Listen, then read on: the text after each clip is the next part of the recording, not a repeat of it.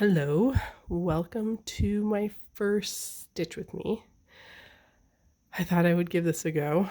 I'm going to work on Beauty Will Save the World, artwork by Adrian Borda, charted by Unconventional Cross Stitch. I'm just going to work block stitch area because I thought it'd be the easiest with this stitch with me. I thought I would show how I like thread my needle and end, because I think I do it a little bit differently. So I do like 2 strands the most, because I do like how you would sewing, like it's looped over. Those are my 2 strands. And then I do not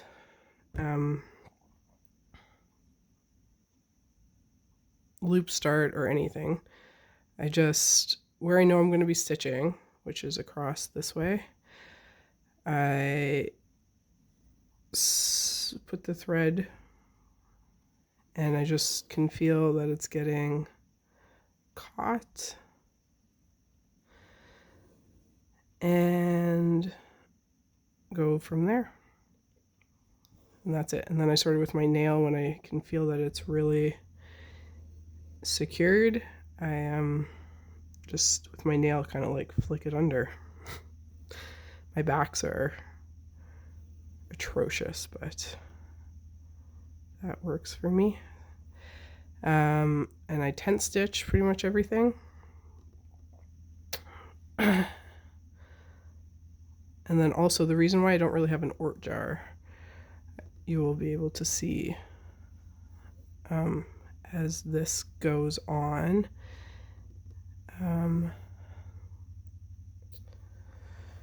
So I wasn't, oh, my cat has come to join us. I wasn't sure what I was going to talk about, but we will talk about my animals. So I was born and raised till I was like 29, downtown Toronto. I did not have any animals growing up. I always wanted one, but we lived in a condo for a long time. And then when I was 12, we moved into a house. And then like 3 months later, my dad just stood up and died. And my mom sort of was at her limit, so animals weren't in the picture for me. So when I was 20, so I lived Church and Wellesley, and then I tried one year in Rosedale. That was horrible. And then moved to the Danforth, and I went to the Humane Society, and I found an old abused sled dog. He wasn't that old, he was 6, but he was in rough shape. And it was like, he was my furry soulmate. We were like destined to be together, I swear to God. So I had him for 4 years. I had met my husband when I was 29, and we didn't want to do Toronto anymore. So we found a farmhouse for sale out of the city, and it was, and like, for what I was paying for rent in Toronto compared to getting 150 acres and a whole house, it was insane. So going from being a serious city chick to, having to make a fire because buying oil, we didn't even have propane, it was insane. And splitting the firewood and collecting the firewood, because we just cut down trees on the property for wood. All of that was a fun learning experience. But What also came with the farmhouse were quite a few feral or barn cats. I don't know if they were like kind of friendly. Some of them were very friendly. And the landlord, he lived like on the same street. He like still on his property. He just owned so much land, but in a different house, obviously. And he's like, "Oh yeah, the cats, like feel free if you want to feed them or whatever." So I didn't know anything about cats, and my husband knew he was allergic to them, but he still liked them. And I had my rescue dog Edge, and he didn't care about the cats. So my husband built a insulated cat house. There were what, 6 or 7 cats, and we had like a woodshed, and he put it up in the ceiling so the coyotes couldn't get to them. And I was like cooking them whole chicken dinners, and I was like, this is so cute, look at all these cats. And then they started to have kittens. I wasn't really, I don't know what I was expecting, but yeah, we suddenly had all these kittens, and they were freaking adorable, and the moms were so good with them. Oh yeah, so we got most of them adopted, and I had called like a organization or whatever to find out about coming and neutering and fixing the cats, and it was $70 a pop, and we had say like 10 cats at this point. I was like, oh god. And we were going through like some miscarriages and stuff, and I don't know, I sort of didn't follow up with any of it.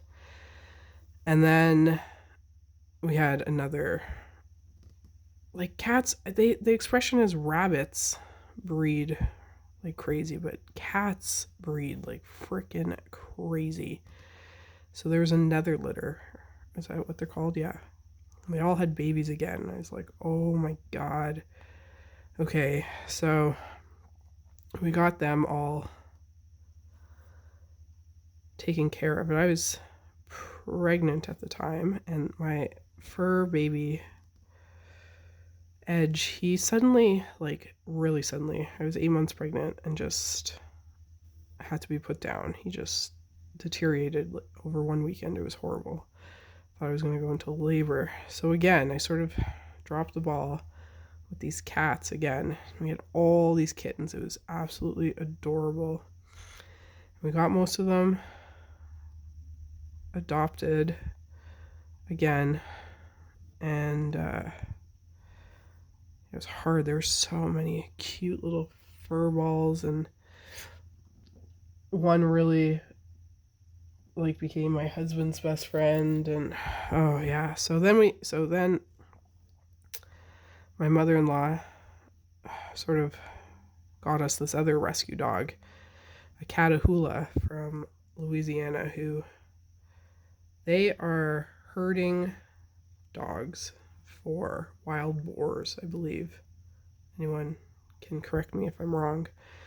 And she had just been chained up and used for breeding because her coloring or something was desirable, and she was in rough shape. Oh man, that dog break your heart. But she was messed up. She was so good with my daughter. My daughter was like 1 at the time. She had no aggression, but she was a wreck. She was great with the cats too. She was really good with them. They liked her. And yeah, so we had her, and she was a bunch, and then another 1 month we had 21 new kittens, and I was like, okay, like it's officially out of control. Someone's just got to come take all these cats now. And like I felt bad, but it has to be someone else's problem. And they came, and my husband was really sad to lose his buddy North, but North got adopted in like 1 second because his personality was just unreal. But there was this one cat. She was like the oldest. She had been around. She was actually like the mama cat. She bossed everyone around. She hunted the most. She was the most friendly to us. She was so good with my daughter. She was incredible. I called her Amadeus. I didn't know. I named all of them.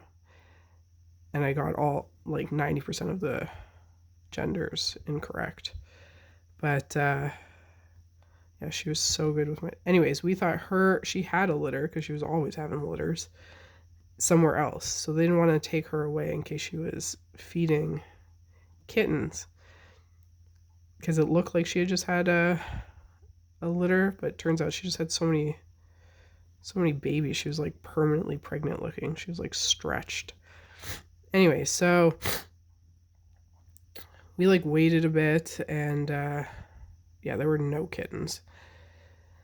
And then COVID came, and I was pregnant again, and I had like a 2-year-old to entertain constantly, and the cat would come inside and provide... Amadeus would come inside and provide all of this entertainment and keep our dog Spring kind of entertained as well. And I was like, all right, the cat's now ours. Like, we're keeping the cat, even though my husband is allergic. And yeah, so then COVID happened, and then we decided to move to a different... Like, we didn't have any more cats. We decided to move to... Well, we bought a house actually, in the same area, and I was nervous about moving her, but we brought her, and she barely goes outside now. It's actually quite funny. When she does go outside, she like kills something and brings it inside. It's lovely. And then so Thanksgiving 2020, our rescue Catahoula, she had a heart murmur, and it got really bad, amongst other problems, because she had like ovarian issues from having so many puppies, and she had to have all her teeth taken out because yeah, she was just such a wreck. Anyways, she had to be put down, and I had sort of told myself, with COVID and 2 young kids, I was like... And a cat, well, the cat looked... Well, she could she wasn't a problem, but I was at my max. But then I got a phone call from a friend in Toronto who lived in this apartment building. This was January 1st, 2021. So my youngest was 6 months, and my eldest was 3.5. And he's like, oh, I heard this like weird noises, and I went to my neighbors, and the door's open, and the guy was dead on the couch, and there's a 6-month-old border collie, and the cops are here. Cops say like all of her paperwork is here because she's a purebred. Do you want this dog? I can't keep her in Toronto, and I can't keep her in her apartment building. Do you want this dog? So I call up my husband. I'm like, oh my God, do we want a 6-month-old border collie? Like, we have 2 acres, but we're surrounded by like thousands of acres. And he's like, absolutely. Like, I will go pick her up today. So I'm like, okay. Gone from saying I just want to chill out to getting a 6-month-old of like one of the most active breeds out there. And oh, is she ever... In the winter, you need her to just chase the snowmobile to exhaust her at all. But yeah, she fit in so perfectly. She is fantastic with the kids. She's very herdy though. Like, if we're all in different rooms, she doesn't like that. Oh, and the cat and her, no, they're not buddies. They're like, it's 18 months later now, and they are starting to tolerate each other, but like, the cat put up with coyotes, so I'm not worried about the cat. But yeah, Blue just wants to attack her all the time. Or not attack her, I think she just wants to play, and the cat just has no interest in playing with a dog. So those are the animals that I have now. And my daughter, I don't know what show she watched, keeps going on about getting a parakeet, which the cat would literally kill in 10 seconds because the cat can take birds out of the sky. So that is not happening, and I just cannot look after anything else. I don't even think I could look after a fish right now. So that is not happening. But she has not stopped going on about it. We, surprisingly, the Blue she didn't attack it. She just like unearthed a weasel. This little tiny weasel. I think it was like 6 or 8 weeks old. Oh my God, it was the cutest thing. And I called like 14 organizations because I'm like, what the hell? If I let this thing out, Blue's just gonna find it again. It's gotta go somewhere. And luckily there is this sanctuary kind of close to us that likes weasels over cats for keeping the mouse population down in their stables. So she took her. But I had this weasel for like 2 days in a container with blankets and stuff, and oh, the smell, oh my God, they're stinky. So I don't think I could do a hamster or anything like that. When I was 4 in kindergarten, we had those classroom pets. We had 2 rats, Big Daddy and Cleopatra, and we would all have a week rotation of looking after one of the animals. So I had like Big Daddy for a week, and my parents were like, they didn't enjoy it at all. My dad was a like clean freak. It's actually interesting because so we had these 2 rats, and we had a ton of frogs, and my principal had this whole glass wall in his office for his massive boa constrictor who lived in his office. And so I didn't really like put 2 and 2 together when I was in kindergarten, but later I realized like they were just breeding, like they'd breed all these babies for the snake to eat, these mice, which is interesting. And we'd go to a pond. I can't even remember where, because this was like really downtown Toronto, like Hazelton Lanes. So I can't remember where we went to these ponds, and we'd find all these tadpoles and bring them back. It was cool. Kindergarten, I loved kindergarten. But that was the extent of my my animals. Now my cat's just keeping me company. Cats are so simple. And it was also incredible because I was so nervous. I sew for a living, like I do. I sew for interior designers, so I have a lot of fabric that I don't really want to get ruined. But I couldn't believe you can just put like a kitty litter thing down and they just figure it out. You can move it and they find it. It's incredible. But yeah, she's such a hunter. So when we moved in, I was pregnant. I was 3rd trimester, and I could smell something. I'm like, something's dying. Oh my God, the people we bought the house from have killed someone. There's bodies because our house is 1854. The first part of it was built, so we have one of, like, it's pretty sketchy, the basement in some areas. I'm like, oh my God, there's bodies under there. I can smell it. My husband's like, I don't smell anything. I'm like, okay, I smell death.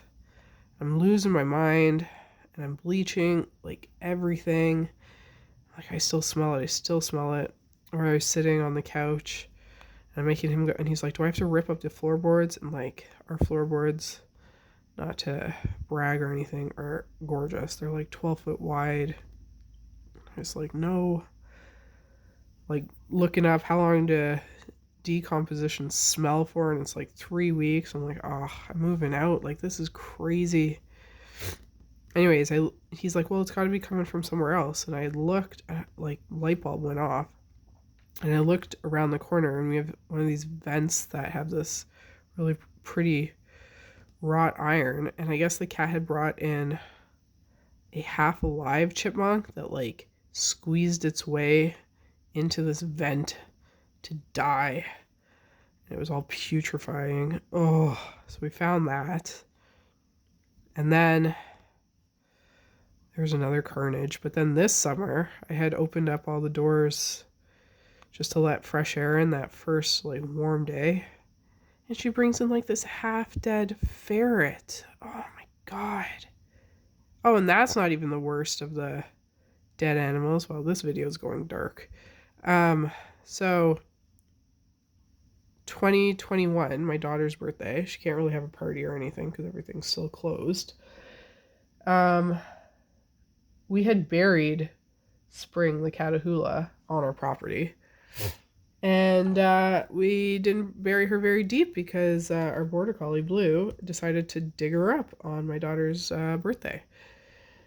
And my daughter's like, oh, look, Spring wanted to come to the party. Oh my God. So anyways, now Spring has a, like, rock and a tree planted on top of her. And my girlfriend, her amazing dog passed away too, and we buried her out here. And I'm like, oh my gosh, bury. So her partner really buried her deep because I'm like, our dog is insane. Always brings back limbs and stuff. It's interesting.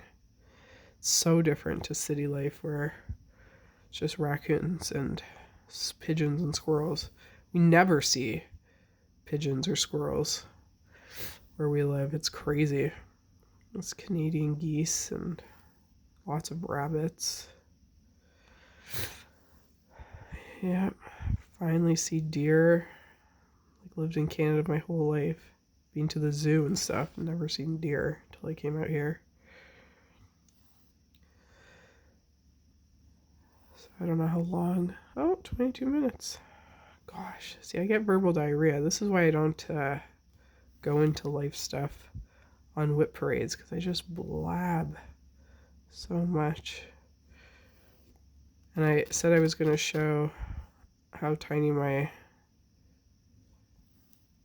ends were, but I forgot. I've forgotten because I've been blabbing.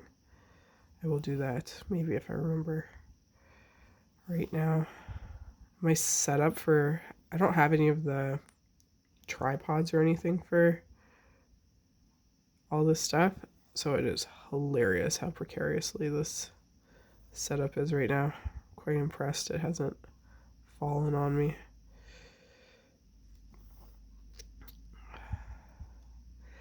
So, not Nixie is going to buy me a pony if I manage to do 30,000 stitches in 1 month on one piece. I've already told my daughter she's excited for this pony. And I might put a poll up, but I think I'm going to, I don't know, I cannot decide. It's either going to be this piece, Beauty Will Save the World, or it's going to be Bubbles. Because I would love to see 30,000 stitches in. But Not Nixie makes valid points.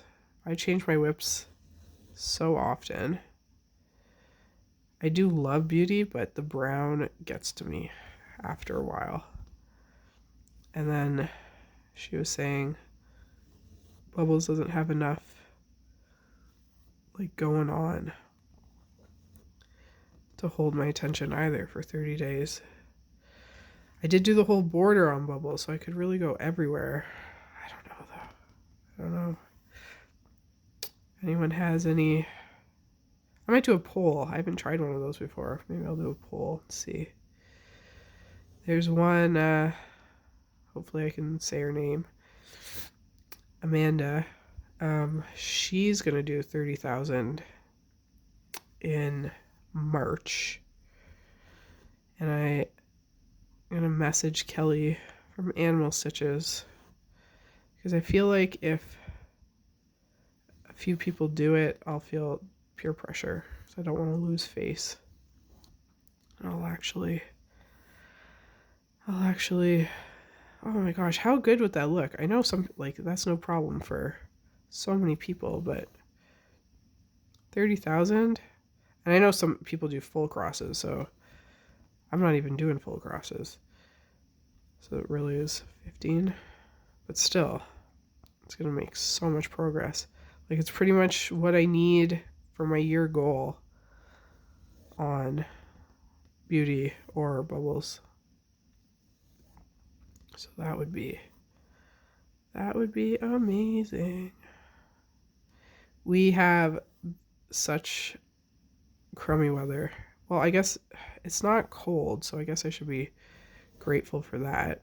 Our heating bill is not astronomical, but it's just so gloomy. Had to start taking vitamin D because I feel like this must have been the inspiration for The Shining. Like, the dude must have just been in a place with no sun for like 60 days and just was like, oh, I have the best idea right now. Because it definitely gets to me. But yeah, next 10 days, no sun. We don't see the sun. And the long range forecast, February looks like it's going to be freezing. But I will take freezing if we can see a little bit of sun. We had been putting skating rinks in our backyard, but it's been so mild. Like, we had a huge blizzard at Christmas. Huge. In 2 days, we had like 2 feet of snow. We did all the like snowman and we did all that stuff. And like, 12, 14 hours later, it had melted. It was like 12 degrees. Some Gulf of Mexico, something came and holy moly. And it stayed. New Year's was like, 12 degrees. I don't know what that is in Fahrenheit. It's like, it's like sweater weather. Canadian northern, yeah, for us, sweater weather. Or like a vest. But, it was warm. It was mild. We're supposed to go skiing and everything's closed. That's sort of like the point of why we live where we live, to do those things. So we just signed my daughter up for skating lessons. I don't think we're going to bother this year with the skating rink. Too much palava.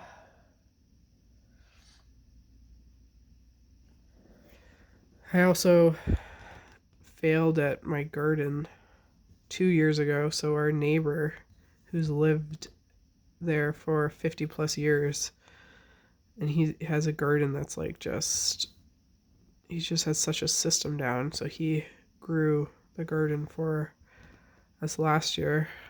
I don't know if I'll do that again, but I really want to try doing more canning and preserves, getting seeds ready. I know it's early, but starting seeds inside always makes me feel better. Although with no sun, like I have a Venus flytrap at Angie Slowly Crafts. Send her all these progress, and my Venus, they are suffering, and so are my orchids. So I guess what I should really do is get those grow lights or something. Pick a room.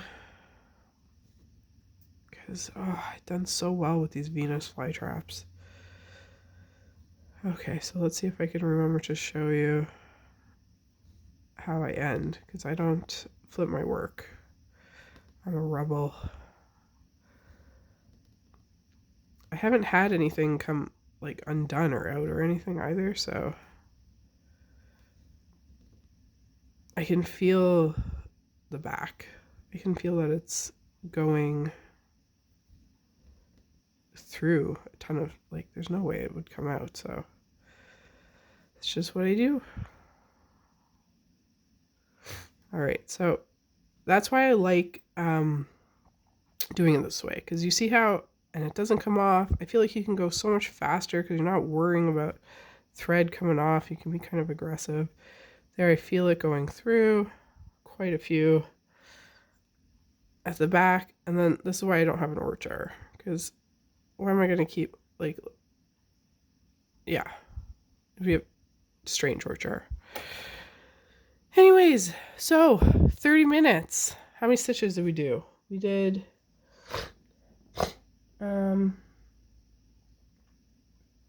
306 stitches. I don't know if that was a good stitch with me. I feel like I talked a lot, but there it is. Thanks for watching. If you did, I appreciate it. Let me know if that was, I don't know, any feedback. And have a great day. Thanks. Bye.